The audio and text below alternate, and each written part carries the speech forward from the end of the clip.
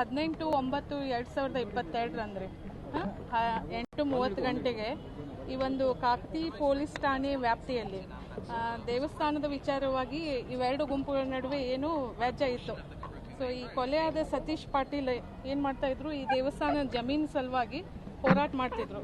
So ಅದರ ಸಂಬಂಧ ಈ ಎಲ್ಲ ಆರೋಪಿಗಳು ಅವನ ಮೇಲೆ ಸಿಟ್ಟಿನಿಂದ ಎಲ್ಲರೂ ಕೂಡಿಕೊಂಡು ಮಾರಣಾಂತಿಕವಾಗಿ ಹಲ್ಲೆ ಮಾಡಿದಂತಹ ಒಂದು ಇದು ಕೊಲೆ ಪ್ರಕರಣ.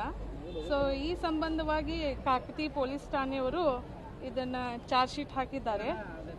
ಮಾನ್ಯ ನ್ಯಾಯಾಲಯ ಇದರಲ್ಲಿ ಎರಡನೇ ಅಧಿಕ ಜಿಲ್ಲಾ ಸತ್ರ ನ್ಯಾಯಾಲಯ 2-3 ವರ್ಷಗಳ ನಂತರ ಒಂದು ವಾದ ವಿವಾದಗಳನ್ನು ಮತ್ತು ಈ ಪ್ರಕರಣದಲ್ಲಿ ಸಾಕ್ಷಿಗಳನ್ನು ವಿಚಾರ ಮಾಡಿ ಇವತ್ತಿನ ದಿವಸ ಒಂದು ತೀರ್ಪು ಕೊಟ್ಟಿದ್ದಾರೆ. ಸೊ ಈ ಸದರ ಪ್ರಕರಣದ ಸಂಪೂರ್ಣ ವಿಚಾರಣೆಯನ್ನು ಸಾಕ್ಷಿಗಳ ವಿಚಾರಣೆಯನ್ನು ನಮ್ಮ ಮೊದಲಿನ ಮಾವೂರ್ಕರ್ ಸರ್ ಅಂತ PP ಅವರಿದ್ದರು.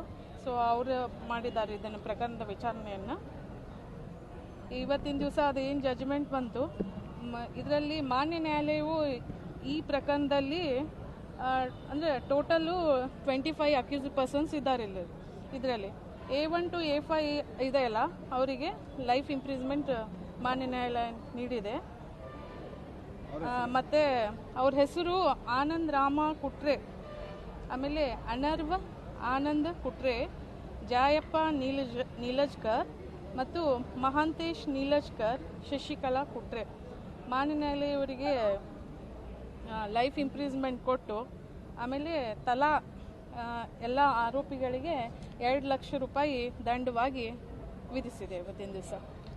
ಉಳಿದಿದ್ದ 4 ಆರೋಪಿಗಳಿಗೆ ಏನಾಗಿದೆ? ಉಳಿಕಿದ 4 ಆರೋಪಿಗಳಿಗೆ 323 ಕೆಳಗಡೆ ಅವರಿಗೆ ಶಿಕ್ಷೆ ಕೊಟ್ಟಿದ್ದಾರೆ. 1 ವರ್ಷ ಶಿಕ್ಷೆ ಮತ್ತೆ 1,000 ರೂಪಾಯಿ ಫೈನ್ ಹಾಕಿದ್ದಾರೆ. ಅವರ ಹೆಸರುಗಳು ಹೇಳ್ಬಿಡಿ. ಅದೇ ನನಗೆ ಅದು ಇನ್ನೂ ಕಾಪಿ ಪೂರ್ಣ ಸಿಕ್ಕಿಲ್ಲ, ತಗೊಂಡಾದ್ಮೇಲೆ ನಾನು ಹೇಳ್ತೀನಿ. ಸ್ವಲ್ಪ ನೋಡೋಣ. ಭಾರತಿ ಹೊಸಮನಿ ಅಂತ ಹೇಳಿ, ಹಿಂದಿನ PP ಹೆಸರು ಮಾವೂರ್ಕರ್ ಅಂತ ಹೇಳಿ. ಈ ಪ್ರಕರಣದ ಸಂಪೂರ್ಣ ಎಲ್ಲ ಕೇಸನ್ನ ಅವರೇ ನಡೆಸಿದ್ದಾರೆ.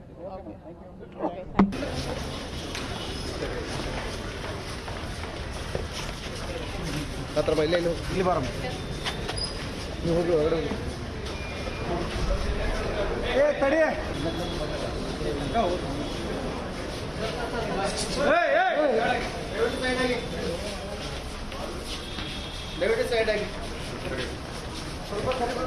ಸರಿ ಅವ್ರಿಗೆ ಎಲ್ಲಿ